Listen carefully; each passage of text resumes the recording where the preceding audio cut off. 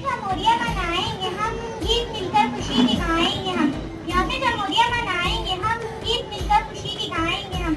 है हवा में बुए आजादी, मिसले गुल क्यों न मुस्कुराएंगे हम। है हवा में बुए आजादी, मिसले गुल क्यों न मुस्कुराएंगे हम। मोहतरम फजल साहब, मुआलिज से मैं नजर इकराम और मेरे प्यारे साथी, अस्सलामु अलैकुम।